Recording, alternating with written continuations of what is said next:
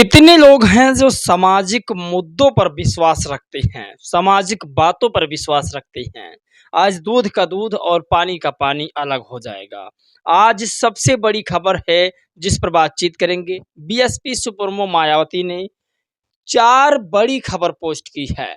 उन 4 बड़ी खबरों पर बातचीत करेंगे, लेकिन उससे पहले कुछ आपको ऐसी जानकारी दूँगा, जो शायद अभी तक आप लोगों ने सुनी तो होगी, लेकिन किसी के सामने कहने की हिम्मत नहीं आप में होगी। वो जानकारी आपको सुनना चाहिए। हिम्मत भी 2 तरीके से होती है। एक जो पार्टी में रह कर के लोग करते हैं और एक जो पार्टी से बाहर रह कर के लोग करते हैं। लेकिन मैं सामाजिक मुद्दों की बातचीत करता हूं, जिसमें वो मुद्दा सबसे खास होने वाला है।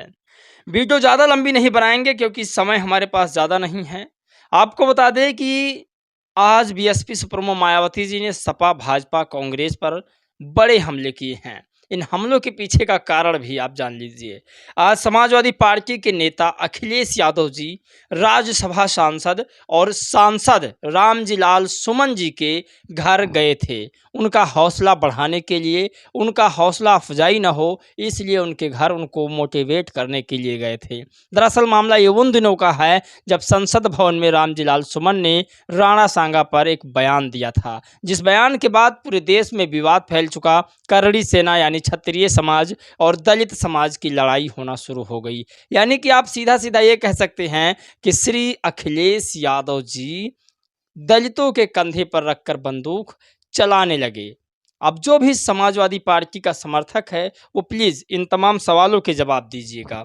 उसके बाद बीएसपी सुप्रीमो मायावती जी के जो लिखे लेख हैं, उस पर भी बातचीत मैं करूँगा। पहला पॉइंट इसमें यह है कि रामजी लाल सुमन का सहयोग करने अखिलेश यादव आगरा जा रहे हैं और करड़ी सेना के खिलाफ ये बड़ा आंदोलन है, धरना है, समझ लीजिए।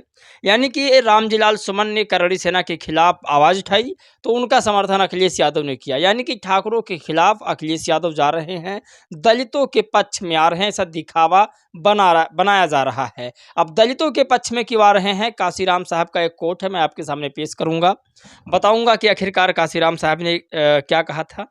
तो पहले आप ये जानिए कि रामजी लाल सुमन के समर्थन में अखिलेश यादव उतर चुके हैं। ये अच्छी खबर भी है, लेकिन बुरी खबर ये है कि अखिलेश यादव जी के सबसे ज़्यादा करीबी में से रहे आज़म खान साहब को कई बार अपमानित होना पड़ा। पुलिस के सामने, पब्लिक के सामने कई बार उन्हें जेल जाना पड़ा। अभी रिसेंट में जेल में भी हैं। उनकी औरत को, घर की इज्जत को भी जेल तक जाना पड़ गया। आज़म खान साहब के बेटे को जेल जाना पड़ गया।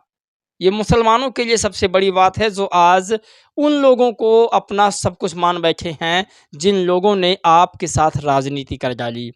मुसलमानों के समर्थन में कब धरने पर बैठेंगे? कब आज़म खान साहब के समर्थन में अखिलेश यादव धरने पर बैठेंगे? कब ये कहेंगे कि मैं धरना देने जा रहा हूँ या आज़म खान को बाहर करो? आप कल्पना नहीं कर सकते। अब यहाँ पर मैं मानवर काशीराम साहब का कोट देने जा रहा हूँ। दरअसल आपको बता दें कि एक मीटिंग लगी हुई थी, बड़ी मीटिंग, जिस मीटिंग में एक पत्रकार ने पूछा काशीराम साहब से, आपके जातियों के साथ इतना पार्टी के लोग क्यों जा रहे हैं? क्योंकि जब काशीराम साहब ने राजनीति शुरू की, तब सारे लोगों ने दलितों की राजनीति शुरू कर दिया था। उससे पहले कोई अस्तित्व दलितों का नहीं था। तो जब काशीराम साहब ने दलितों की राजनीति शुरू की, बहुजनों की राजनीति शुरू किया, तब तमाम पार्टी के लोग दलितों को अपना निशाना बनाने लगे राजनीतिक तौर पर। तब पत्रकारों ने पूछा, आपके जाति के लोगों से लोग राजनीति क्यों करते हैं? तब उन्होंने कहा कि आप तंबू देख रहे हैं। तंबू कहा, हाँ देख रहा हूँ। उन्होंने कहा तंबू किस पर टिका है? तो उन्होंने कहा बम्बू पर। उन्होंने कहा बम्बू कहाँ पर है? उन्होंने कहा रस्सी से बंधी है। उन्होंने कहा ये रस्सी किससे बंधी है? तो पत्रकार ने कहा रस्सी खूंटे से बंधी है। तो साहब ने कहा कि यही खूंटा है बहुजन समाज, यही खूंटा है दलित समाज। आप कल्पना नहीं कर सकते। मुसलमानों के समर्थन में, मुसलमानों के सहयोग में, मुसलमानों के साथ में अखिलेश यादव नहीं जा रहे हैं, दलितों के साथ जा रहे हैं, दलितों के पक्ष में जा रहे हैं। क्या ठाकुर वर्सेस दलित होना चाहते हैं, कराना चाहते हैं? ये बहुत बड़ी खबर है अपने आप में, इसे समझना होगा।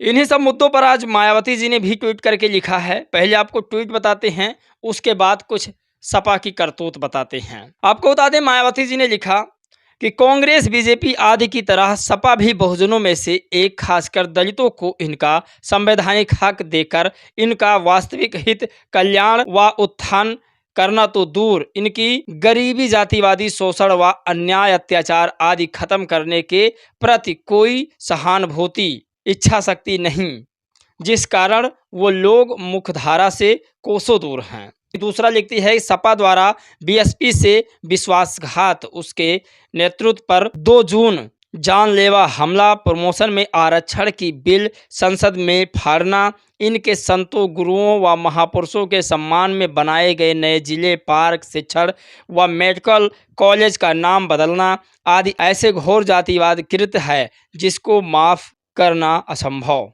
एक कहावत है कि जिसने घर बनाया हो उस घर की कीमत उसी व्यक्ति को पता चलेगी। यानी कि जिस बिल को बीएसपी सुप्रीमो ने बहुत कोशिश करके संसद से सांसद और सदन तक पहुंचाने की कोशिश किया, उस बिल को अखिलेश यादव के लोगों ने फाड़ने का काम किया। जिस आरक्षण पदोन्नति बिल को मायावती जी पास करा के दलितों को और भी ज़्यादा प्रमोट करने वाली थी, उस बिल को अखिलेश यादव जी के तमाम लोगों ने फाड़ दिया।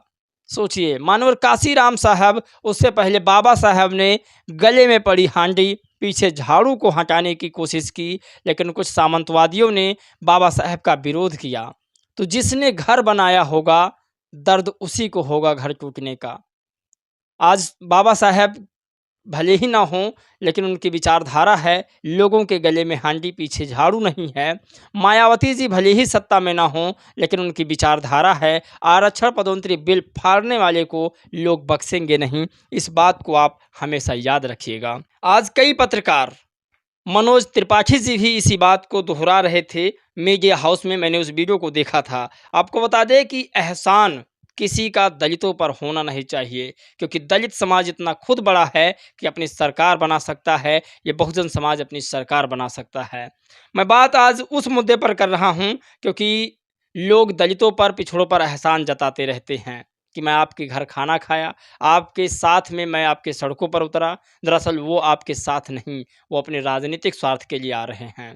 आज बाबा साहब के मिशन को चिल्ला रहे हैं लेकर के, चाहे सपा हो, चाहे भाजपा हो, चाहे कांग्रेस हो। 1984 से पहले लोग कहाँ थे? 1984 से पहले बाबा साहब को ना ही कांग्रेस जानती थी और ना ही भाजपा जानती थी। दलितों के निगाहों में उन्हें तो पता ही था कि सबसे बड़ा कोई दुश्मन हमारा है तो सिर्फ डॉक्टर अंबेडकर हैं। लेकिन मायावती जी जैसे ही सत्ता में कदम रखती हैं, मानवर काशीराम साहब, वैसे ही सारी पार्टियां बाबा साहब की राजनीति करना शुरू कर देती हैं। अब सवाल आगे है, मायावती जी ने लिखा तीसरी सबसे बड़ी खबर, जबकि बीएसपी अपने अनवरत प्रयासों से यहाँ जातिवादी व्यवस्था को खत्म करके समतामूलक समाज अर्थात सर्व समाज में भाईचारा बनाने के अपने संकीर्ण राजनीतिक स्वार्थ की पूर्ति के लिए बिगड़ने में हर प्रकार से लगी हुई है, जो जरूरी भी है और इनसे सावधान भी रहें। स्पष्ट है कि कांग्रेस व भाजपा आदि की तरह ही सपा भी अपनी नियति व नीति में खोट रेस के कारण कभी भी दलितों, बहुजनों की सच्ची हितैषी नहीं हो सकती है, किंतु इनके वोटों के स्वार्थ की खातिर लगातार छलावा करती रहेगी। जबकि बीएसपी बहुजन समाज को शासक वर्ग बनाने को समर्पित व संघर्षित है।